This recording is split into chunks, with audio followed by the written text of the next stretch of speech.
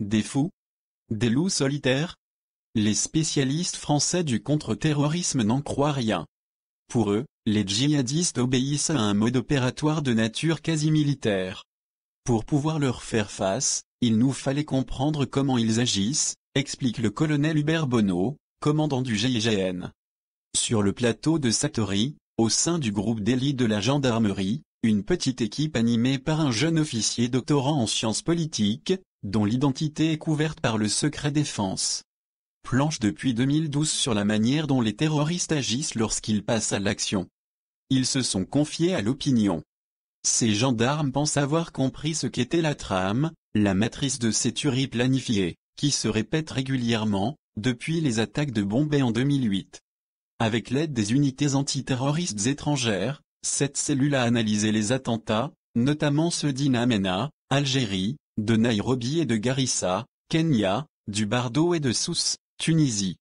De Bruxelles et bien sûr ceux qui se sont déroulés en France, Meurà, Charlie Hebdo et l'Hypercaché, etc. Surtout, ces enquêteurs ont lu l'abondante littérature des djihadistes, dans laquelle ceux-ci exposent leur stratégie et leur tactique de manière très claire. Leur grand théoricien militaire est Abou Moussa Balsouri, un Syrien. Il a publié un manuel de 1600 pages, décrivant en détail ce que doit être l'action terroriste au regard des préceptes religieux. Surtout, Al-Souri a critiqué Ben Laden, dont il était proche, à la fois quant à son management, un commandement très centralisé et sa stratégie tournée vers des coups spectaculaires portés à l'ennemi lointain, l'Occident.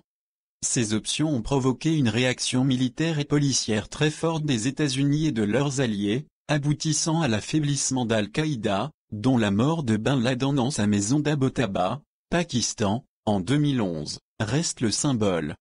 Une nouvelle doctrine d'action a été élaborée, arrivant à maturité vers 2004-2005. Depuis 10 ans, celle-ci percole dans les milieux djihadistes, jusqu'à former leur ADN que l'on retrouve aujourd'hui de manière quasi systématique. Il s'agit de promouvoir des actions décentralisées, sans ordre venant du sommet, un seul djihad cimenté par une idéologie, un nom, relevant d'une technique de marketing et une méthode militaire. Celle-ci a été baptisée la stratégie des 1000 entailles faute de pouvoir porter un coup fatal à l'ennemi trop puissant, on lui inflige des centaines de petites blessures qui finiront par le terrasser. Dans leur littérature, les djihadistes, qui annonçaient en 2005 la proclamation du califat entre 2013 et 2016, elle a eu lieu en 2014, s'attendent à la confrontation totale à partir de 2016 pour une victoire définitive après 2020. Au cœur de leur mode opératoire, on trouve les inguimassis, les immergés. Ce sont les combattants les plus honorés, les plus valeureux pour les djihadistes, au-dessus des moudjahidines et des shahis, martyrs. Leur nom renvoie à la lutte contre les Mongols, au XIIIe siècle, lorsque des soldats musulmans se jetaient au cœur de l'ennemi sans espoir de retour. Leur action n'est licite qu'à certaines conditions, si et seulement si, ils doivent évidemment agir au nom de l'islam, ne pas avoir l'intention personnelle de mourir, car le suicide est interdit par la religion. Se trouver dans un rapport de force défavorable par rapport à l'ennemi et avoir l'intention d'entraîner avec soi le maximum d'ennemis dans la mort. Tactiquement, leurs opérations de tuerie planifiées se déroulent en 3 phases, destruction, retranchement, affrontement.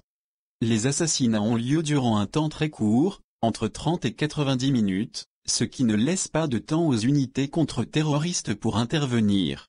Un maximum de personnes est alors tué, la courbe de létalité grimpe très vite pour se stabiliser durant le deuxième temps, celui du retranchement, avec ou sans otages, durant lequel les terroristes sont volontairement assiégés. Puisqu'ils ne cherchent pas à fuir. Au contraire, ils attendent les forces de sécurité pour pouvoir les affronter en face à face, au moment de leur choix. Ils ne se rendent pas. Ils sont là pour nous affronter, indique ton OGIGN. C'est là le scénario idéal pour les djihadistes, mais, comme dans toute action militaire, il est soumis à la friction de la guerre, les choses ne se déroulent pas toujours comme prévu. Ainsi à Charlie Hebdo, les frères Kouachi semblent avoir été désorientés par le peu de résistance policière rencontrée dans la rédaction. Ils sont donc redescendus dans la rue, sont allés calmement au contact avec les policiers, puis les ayant repoussés ou tués, sont partis. Finalement, Ils se sont enfermés dans l'imprimerie de Damartin en Gaule, expliquant au patron qu'ils attendaient l'arrivée du GIGN pour le massacrer. Et lorsque les gendarmes ont été sur place, les deux frères sont sortis d'eux-mêmes pour affronter l'unité d'élite.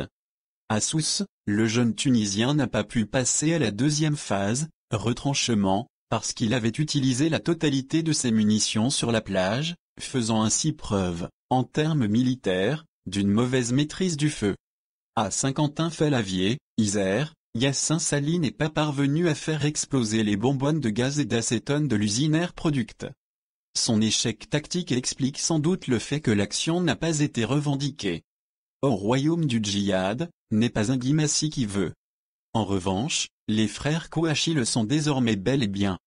Les journaux djihadistes disponibles sur le net comme Inspire ou Al Rizala, font figurer les deux Français dans la galerie de leurs héros aux côtés de Ben Laden ou de Zarqawi.